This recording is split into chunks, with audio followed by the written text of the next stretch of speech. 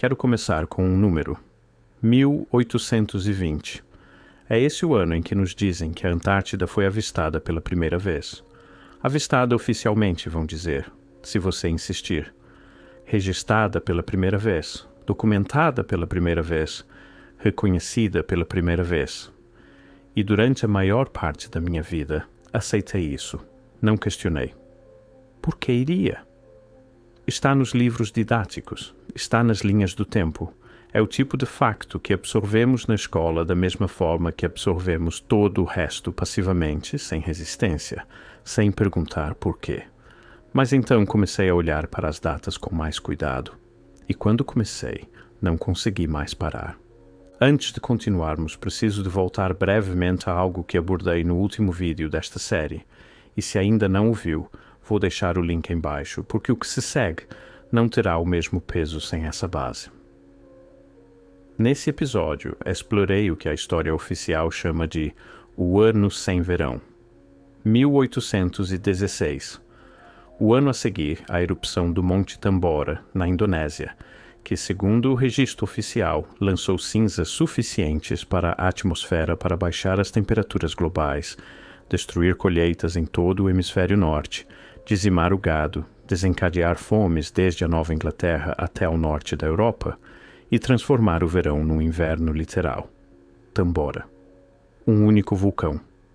A explicação é certinha. A linha do tempo é limpa. Mas depois comecei a puxar fios que não pertenciam àquela história. Porque eis o que o relato oficial não explica. A uniformidade. A pura e devastadora simultaneidade continental do colapso. As falhas nas colheitas não foram regionais, foram globais. Relatos de frio sobrenatural, de neve em junho, de pores do sol alaranjados e violetas não estavam concentrados perto da Indonésia, estavam por todo o lado ao mesmo tempo. E não apenas a nível ambiental, social, político. Os anos imediatamente após 1816 viram uma cascata de rupturas institucionais, deslocamentos populacionais, e o que um investigador que encontrei descreveu como amnésia civilizacional. Comunidades inteiras que pareciam ter perdido o fio da meada com o que existia antes. Nesse vídeo, propus algo que sei que deixou muitos de vocês desconfortáveis. Bem, devia mesmo. Propus que o Ano Sem Verão não foi um evento vulcânico, ou, para ser mais preciso, que pode não ter sido apenas um evento vulcânico, que a perturbação atmosférica de 1816 tinha as marcas de algo mais catastrófico, mais deliberado, algo mais próximo pela sua assinatura do que hoje reconheceríamos como um inverno nuclear. Um apagão atmosférico súbito e total, não causado por uma montanha, mas por um evento de proporções civilizacionais. Um reset.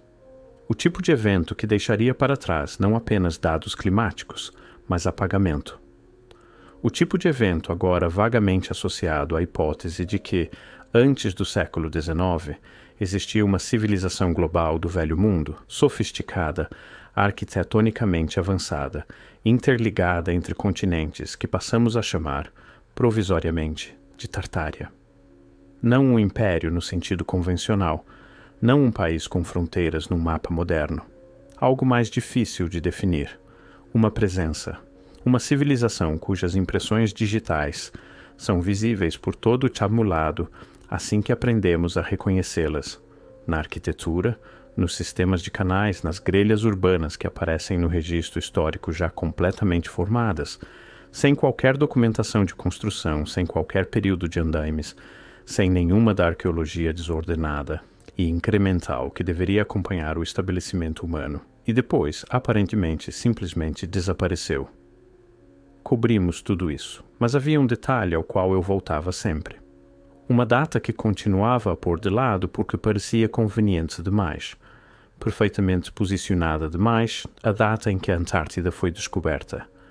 4 anos depois do Ano Sem Verão. Quero que guarde esse intervalo na cabeça. 4 anos. Não uma geração, não um século. 4 anos depois do que pode ter sido o evento atmosférico mais catastrófico da história humana registrada. Um evento que, se a minha análise anterior se mantiver, pode ter funcionado como o ato final de um colapso civilizacional global. Um evento em que o mundo inteiro experienciou o congelamento, simultaneamente, e depois a massa terrestre mais remota, mais inacessível, mais selada, mais gelada do mundo é, de repente, oficialmente descoberta. E não por uma expedição, por três, simultaneamente, uma tripulação britânica, uma americana, uma russa, todas a operar de forma independente, dizem-nos, todas na mesma região, todas com poucos meses de diferença entre si, todas em 1820. Bem, não vou ficar aqui a dizer que isso é impossível. As pessoas perseguem descobertas. As expedições sobrepõem-se. A competição impulsiona a exploração. Entendo tudo isso, mas quero fazer um tipo diferente de pergunta. Não se aconteceu. Mas por que nessa altura? Por que, depois de milênios de civilização humana, depois dos fenícios e dos gregos, e dos romanos e dos chineses e de todas as culturas marítimas sofisticadas que alguma vez puseram um casco em mar aberto? Por que é que a maior massa terrestre a sul do Equador permanece completamente por descobrir, indocumentada e sem nome, até 4 anos depois de o céu do mundo ter escurecido? Por que, então? Porque é aqui que o relato convencional começa a rachar. Quanto mais mergulhei no registro cartográfico, e quero dizer a fundo, em arquivos que não são citados nos cursos introdutórios de história, mais a data de descoberta de 1820 começou a parecer menos um começo e mais uma história encoberta. Existem mapas reais, sobreviventes, historicamente documentados, que mostram a Antártida muito antes de 1820. O mapa de Piri Reis, datado de 1513, desenhado por um almirante otomano que afirmou explicitamente estar a compilá-lo a partir de mapas-fonte mais antigos, mostra uma massa terrestre meridional com uma linha costeira detalhada e precisa. Não uma mancha vaga, não uma borda especulativa, uma linha costeira cartografada que, quando investigadores do século XX a sobrepuseram a imagens de satélite modernas do terreno subglacial, a rocha real por baixo de 3 quilômetros de gelo, se alinhou com uma precisão que ninguém explicou de forma satisfatória até hoje.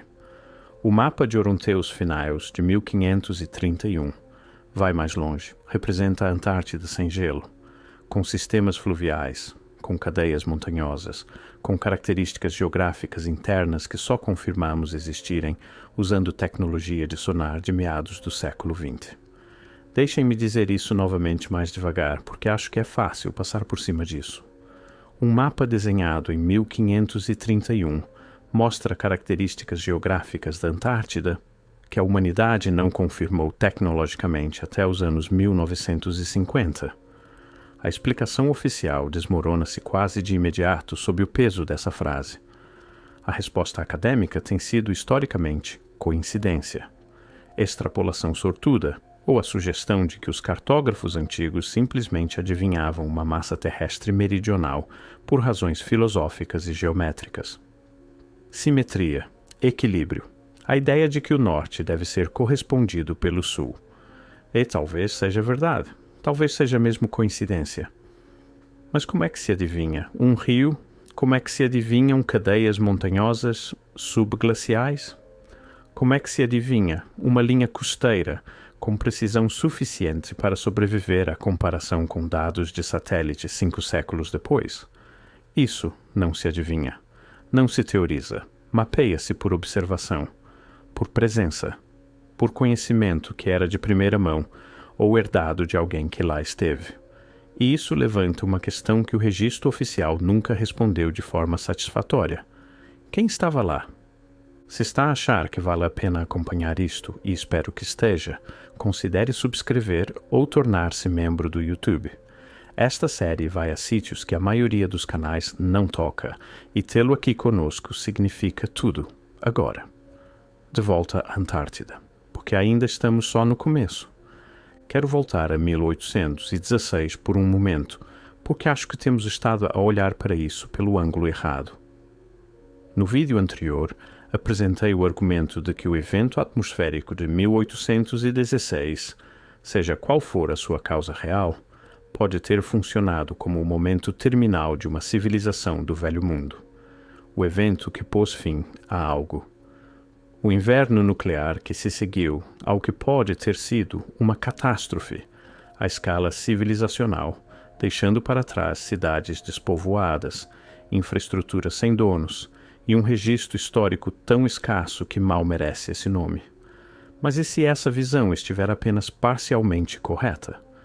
E se 1816 não foi apenas um fim? E se foi também, para alguém, um começo?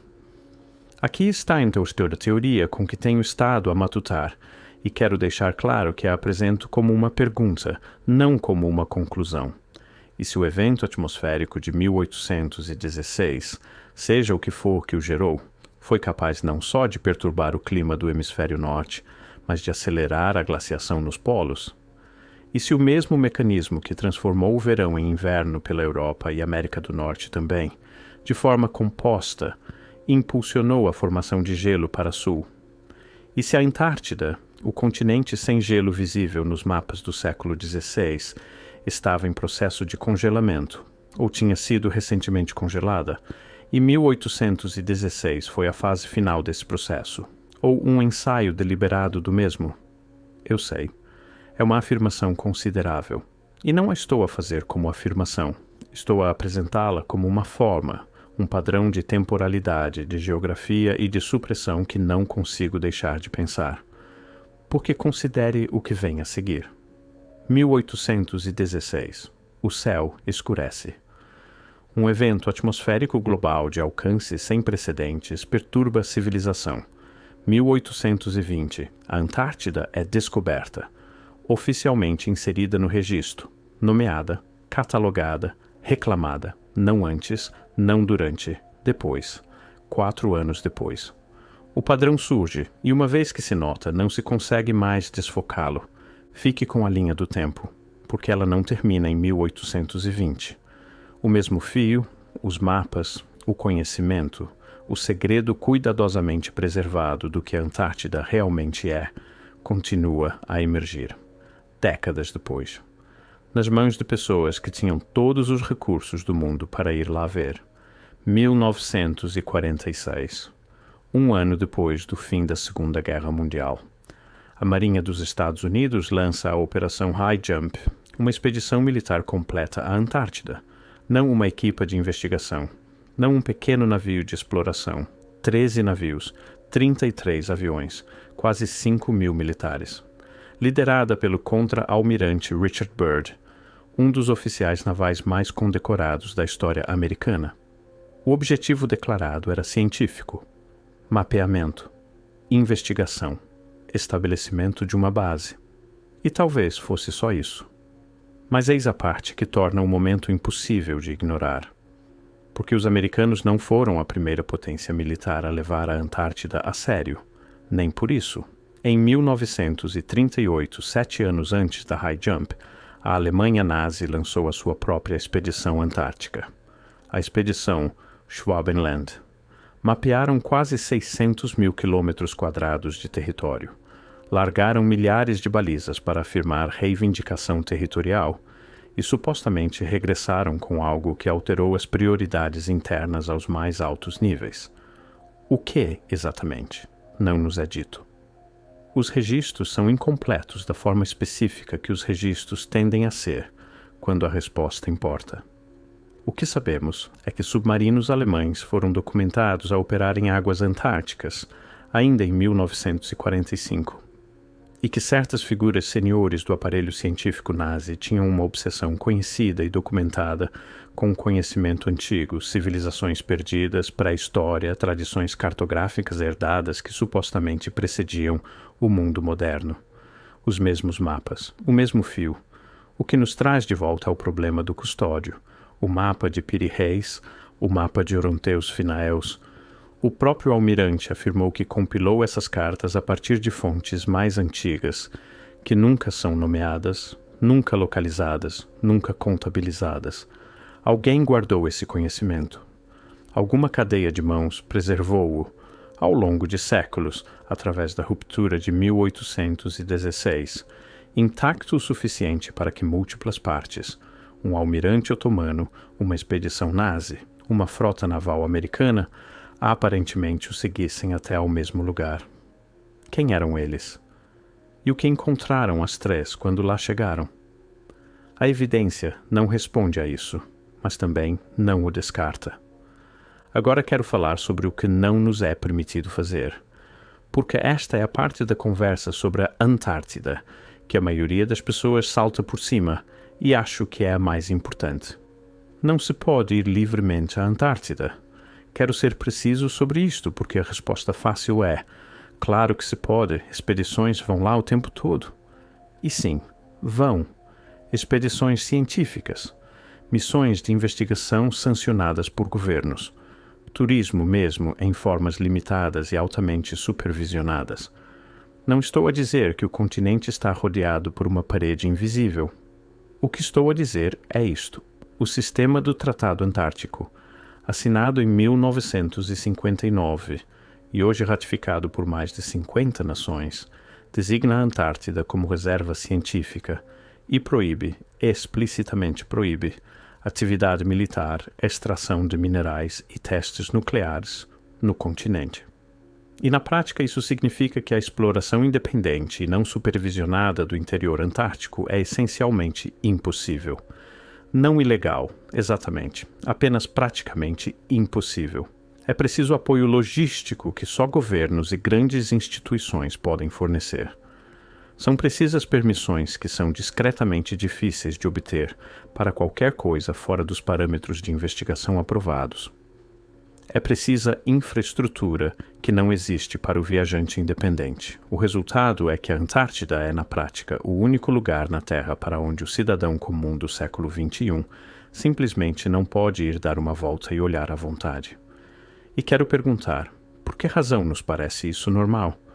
Todas as outras massas terrestres do planeta, todas as cadeias de montanhas, todas as selvas, todos os desertos, podem ser acedidas por um indivíduo motivado com recursos e determinação suficientes.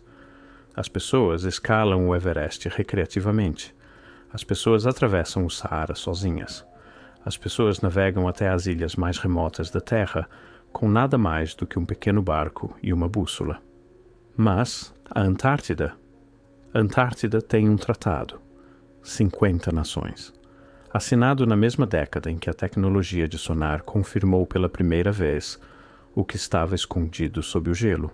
E não achamos isso notável. Acenamos com a cabeça. Aceitamos que o tratado é sobre ciência, sobre paz, sobre preservação ambiental. Talvez seja mesmo.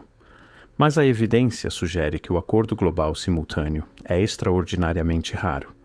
As nações não chegam a acordo sobre quase nada. Discordam sobre fronteiras, sobre recursos, sobre ideologia, sobre língua, sobre tudo. O século XX foi praticamente definido pelo desacordo nacional, exceto aqui, sobre este lugar em particular. O problema de coordenação torna-se impossível de ignorar quanto mais tempo se fica com ele. 50 nações, todas concordando, todas assinando, todas mantendo o acordo, consistentemente, durante décadas, sobre um continente gelado que oficialmente não contém nada além de gelo e pinguins. O que é que há no gelo e nos pinguins que exige um tratado internacional? Deixem-me falar sobre o problema da arquitetura, porque é aqui que a ligação à Tartária deixa de ser abstrata.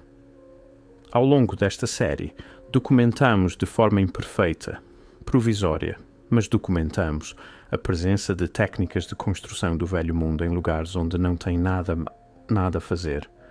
Edifícios que aparecem no registro histórico já completamente acabados, sem fases de construção. Infraestrutura cívica em cidades supostamente fundadas no início do século XIX, que teria exigido décadas e recursos que esses jovens aglomerados simplesmente não tinham. Catedrais em cidades de fronteira, sistemas de esgotos elaborados em cidades que, pelo registro oficial, eram mata virgem 5 anos antes de os sistemas serem instalados. A evidência das inundações de lama, os pisos térreos soterrados, As janelas que começam abaixo do que é agora o nível da rua, porque o nível da rua subiu ou porque algo desceu e cobriu o que já lá estava. Este padrão repete-se por toda a América do Norte, pela Europa, pela Rússia, pela América do Sul. Não é regional, não é isolado, é global. E sempre que o documentamos, a explicação oficial envolve ou uma rejeição liminar ou uma espécie de gesto casual que, quanto mais fundo se vai, se dissolve ao toque da evidência real. Os períodos de transição estão em falta. A documentação é escassa. A mão de obra que supostamente construiu estas estruturas não está contabilizada. As cadeias de abastecimento não existem. As linhas do tempo não fecham. Havia algo lá antes, algo foi construído por alguém que veio antes, agora. A Antártida.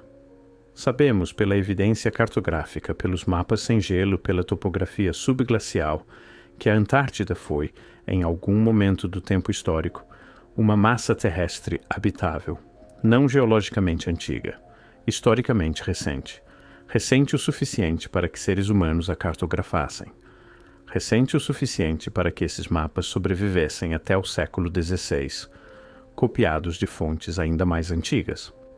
O que havia naquele continente? O que está agora por baixo de 3 quilômetros de gelo? Não estou a dizer que há pirâmides sob a calota glaciar da Antártida, embora existam estruturas nas montanhas Ellsworth que geraram um debate acadêmico genuíno sobre a sua geometria. Não estou a dizer que há uma cidade perdida selada sob a plataforma de gelo de Ross. Estou a fazer uma pergunta mais simples e, penso eu, mais importante.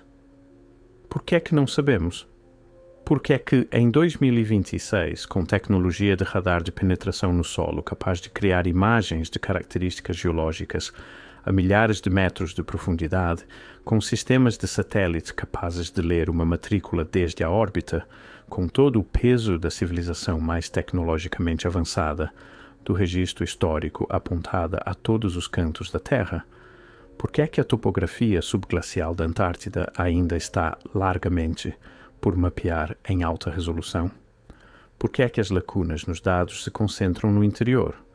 Por que é que o silêncio persiste? O silêncio, quando se começa a ouvi-lo, está por todo o lado nesta história.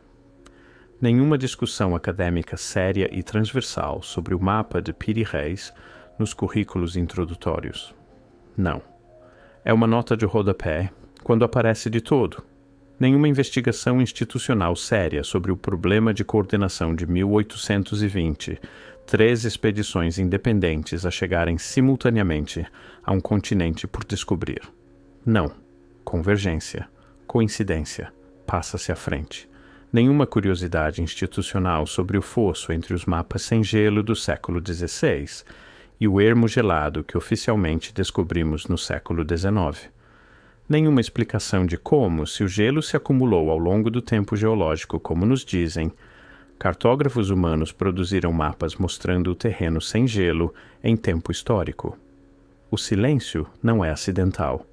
O silêncio nesta escala, em tantas disciplinas mantido durante tanto tempo, isso não é ausência de evidências. Isso é uma forma, e essa forma sugere algo. Não vou dizer-lhe o que sugere. Acho que já sente. Quero encerrar com algo que me tem acompanhado desde que comecei a puxar este fio. Se aceitarmos provisoriamente, com cuidado, com todo o cepticismo adequado, que existiu antes do século XIX, uma civilização global de sofisticação significativa, se aceitarmos que esta civilização deixou para trás infraestrutura, mapas, técnicas arquitetônicas e conhecimento que a nossa história oficial não consegue explicar, se aceitarmos que os eventos de 1816 representaram de alguma forma a convulsão terminal dessa civilização, um colapso tão total e tão violento que deixou cicatrizes atmosféricas visíveis em todo o hemisfério norte. E se aceitarmos que a Antártida, a última massa terrestre não mapeada e sem gelo naquelas cartas mais antigas, foi selada, congelada, fechada a cadeado por tratado, e discretamente removida do acesso público nos anos imediatamente seguintes. Então temos de fazer a pergunta mais difícil. O que estavam a proteger? Não necessariamente de nós. Talvez do tempo, talvez do caos, Talvez simplesmente do tipo de descoberta casual, descoordenada e incontrolada que poderia ter acontecido se qualquer pessoa com um barco e uma curiosidade pudesse navegar para sul e começar a escavar. Que conhecimento estava lá guardado? Que registros? Que arquitetura? Que evidência de uma civilização da qual fomos, através de alguma combinação de catástrofe, apagamento deliberado e incuriosidade institucional, impedidos de saber? Não tenho a resposta. Quero ser honesto convosco sobre isso. Tenho estado com estas questões durante meses e não se resolveram. Apenas se aprofundaram. Quanto mais longe vou no registro, mais encontro não respostas, mas estrutura, a forma de algo deliberadamente obscurecido, algo cujos contornos consigo traçar sem conseguir ver a sua face. Uma vez que se vê essa estrutura, não se consegue mais desfocá-la. Uma catástrofe atmosférica em 1816, sem precedentes no seu alcance e duração. Um continente oficial descoberto 4 anos depois por 3 nações ao mesmo tempo, selado por 50 nações um século depois. Mapas antigos que mostram o que está por baixo do gelo. Um registro histórico que se cala precisamente nos momentos em que deveria existir continuidade. Arquitetura sem construtores, cidades sem origens, uma civilização sem lápide e um continente renomeado, restringido, coberto de gelo e discretamente mantido mesmo fora do nosso alcance, que pode conter, sob 2 quilômetros de silêncio gelado, a resposta para tudo isso. Talvez. Ou talvez não. Mas não consigo deixar de pensar no número 1820. E acho que você também não vai conseguir. Agora, se esta série significa algo para si, considere deixar os seus pensamentos ou as suas teorias nos comentários embaixo. O próximo vídeo vai a um sítio para onde não tinha a certeza de estar pronto para ir. Acho que estou agora. Até lá.